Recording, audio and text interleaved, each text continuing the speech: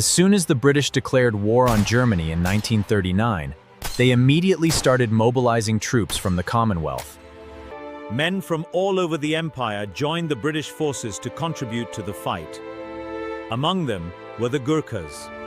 Before the Second World War, the Gurkhas were in service of the British Army for more than a century, fighting in all corners of the world for the British Empire. Once enemies during the Anglo-Nepalese War from 1814 to 1816, the British found a mutual respect for the fighting abilities of the Gurkhas.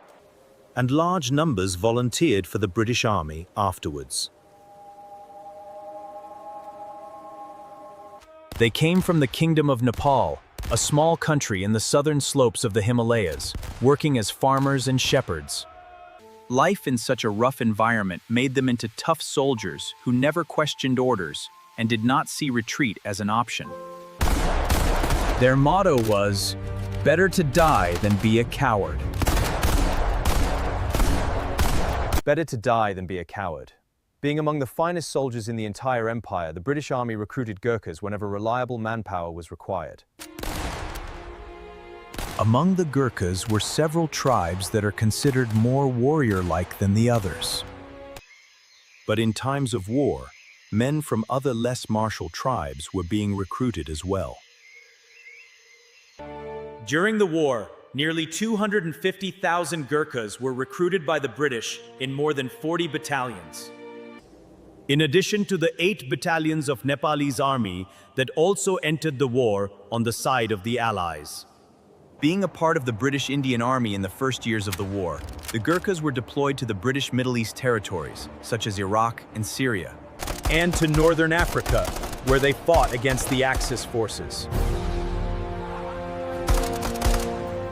It was after December 9th, when the United Kingdom declared war on Japan, that the Indian Army and Gurkhas were engaged in a higher scale. Primarily to protect Malaya from the Japanese forces. They would go on to fight in Italy, Greece, Singapore, India, and Burma. Even though the Gurkhas had a special reputation in the British Army, they were not organized as a separate formation. Battalions of Gurkha regiments were deployed to regular units of the army. Being a part of the Indian Army, which was under British command, Gurkhas wore the typical dress, the M37 khaki drill uniform with Bombay bloomers. Long leg trousers that could be buttoned up to become shorts. They also carried the standard 1937 pattern web equipment. By the end of the war, this uniform was replaced with a more practical olive green battle dress for jungle warfare. Gurkha soldiers that were deployed to Africa and later engaged in Italy wore the distinctive British uniform for these campaigns. What was distinctive for the Gurkha uniform was their slouch hat, the trademark of the Gurkha since the beginning of the 20th century. When not wearing the standard steel helmet, Gurkhas wore their terai hats, which were actually made of 2 hats sewn together to make them more rigid. The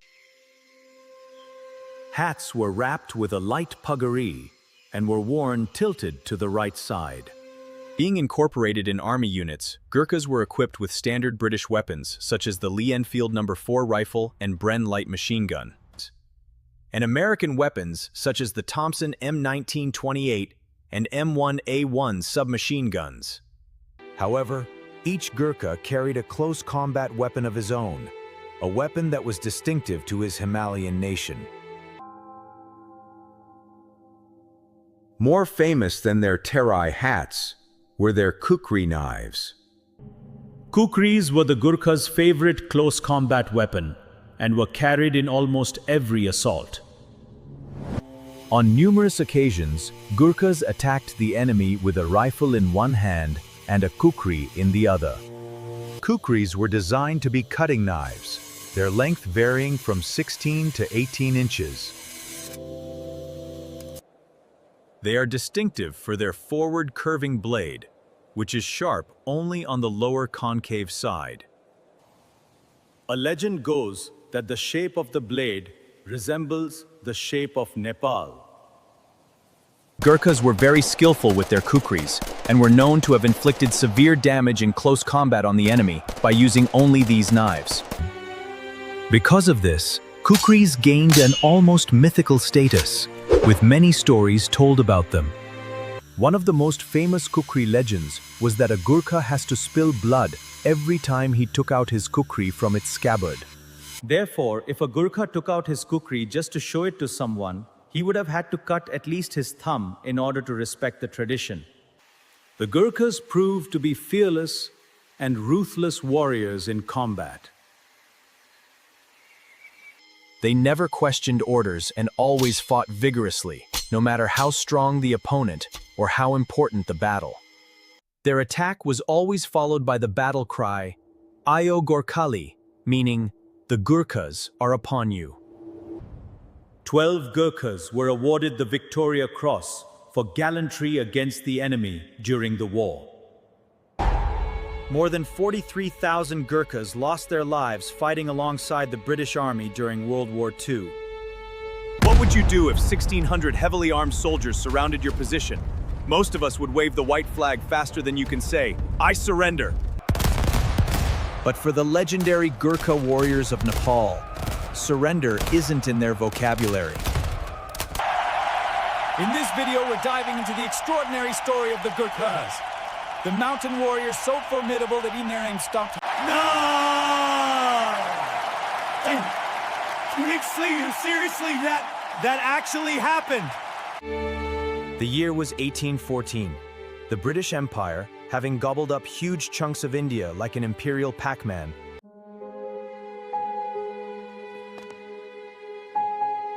What could possibly go wrong? Oh, only that they were about to face warriors who treated death like most of us treat a minor inconvenience. The Battle of Nalapani would prove just how seriously the Gurkhas took their job. Perched in a hill fort 600 feet up, a mere 600 Gurkhas faced off against 1,600 British troops. The math wasn't in their favor, but apparently nobody told them that. For over a month, this small force held their ground.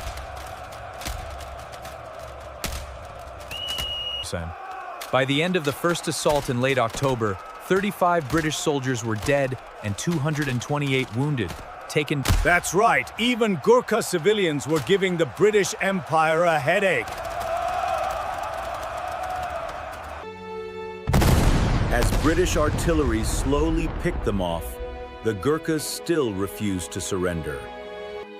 When the fortress finally fell in November, of the original 600 defenders, only 68 remained. Some had even managed to escape despite being completely surrounded, probably just to prove they could. The British, who normally responded to resistance by doubling down on conquest, did something unusual. They started recruiting these fearsome fighters into their own army. It was the military equivalent of saying, if you can't beat them, hire them. And it's a practice that continues to this day. Kulbir Thapa, the man the enemy applauded.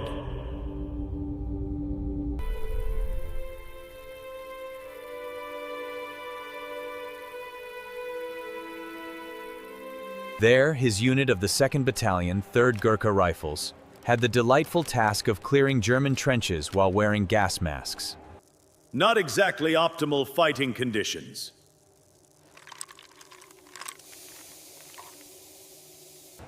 By the end of their push, Thapa was injured, and the last man standing from his group. Most of us would consider this a good time to call it a day.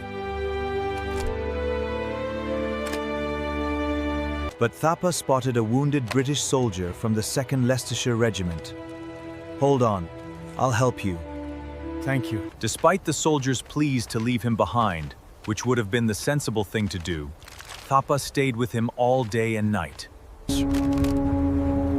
When morning came, he used the mist as cover to carry the man to safety. Then, as if it wasn't enough, he went back and rescued 2 more Nepalese soldiers. But wait, there's more. For his grand finale, Thapa returned for the original wounded soldier in broad daylight. As he zigzagged across no man's land, German machine gunners targeted him, but somehow every shot missed. At one point, and this is completely true, the German soldiers were so impressed, they stopped firing and broke into applause. Yeah, that's right. In the middle of one of history's bloodiest conflicts, Thapa's bravery was so remarkable that even the enemy took a moment to appreciate it. He became the first Nepalese soldier to receive the Victoria Cross, Britain's highest military honor. Bhanubhakta Gurung, a one-man army. Fast forward to March 5th, 1945. Rifleman Bhanubhakta Gurung and the 2nd Gurkha Rifles were approaching a Japanese position in Burma, when they were pinned down by machine gun fire.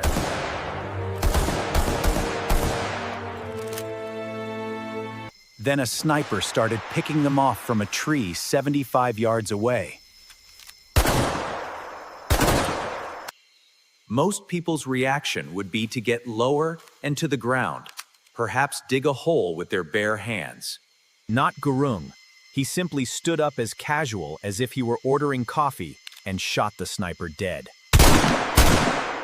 With the squad able to advance to within 20 yards of their objective, they discovered at least 5 enemy foxholes blocking their path. Gurung apparently decided that this was taking too long. Sprang forward through a hailstorm of bullets.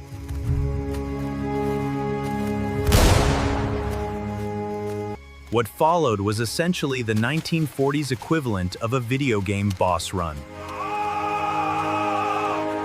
Foxhole number 1, 2 grenades, enemies neutralized. Foxhole number 2, 1 bayonet charge, enemy dispatched. Foxholes number 3 and number 4. More bayonet work and grenades, while being shot at from point-blank range.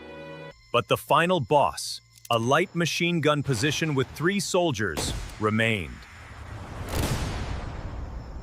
Having used all his fragmentation grenades, Gurung improvised with smoke grenades. When 2 blinded Japanese soldiers ran out clutching their eyes, he introduced them to his kukri knife. The curved blade that's as iconic to the Gurkhas as a lightsaber is to a Jedi. For the 3rd soldier, Gurung crawled back into the bunker, snuck up behind him, and ended the threat. Then, anticipating a counterattack, he and his men held the position and repulsed the enemy's response. On September 17, 2010, Pun was on watch at a compound in Afghanistan when he heard a noise that he initially thought was a cow. Spoiler alert, it wasn't a cow.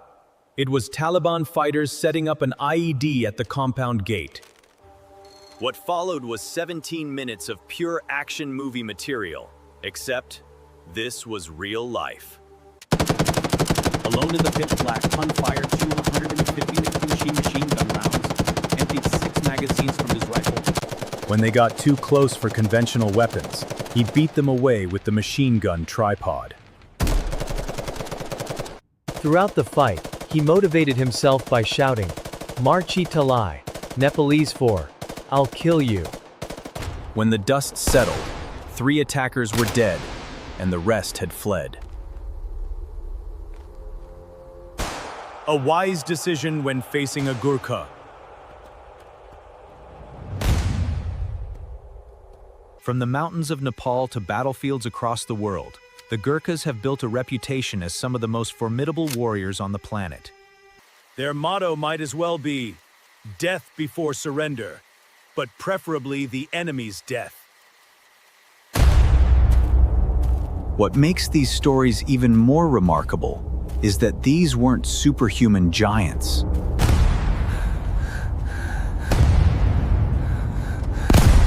Most Gurkhas stand around 5'3".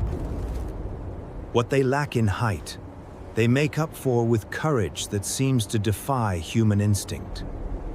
Today, Gurkhas continue to serve in the British Army and the Indian Army, maintaining their legendary status.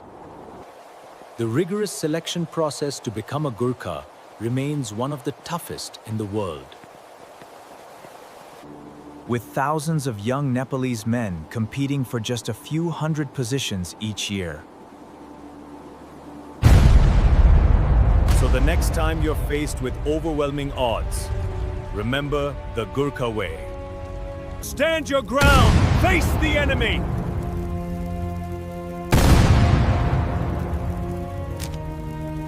And if all else fails, maybe drop a sandbag on their head.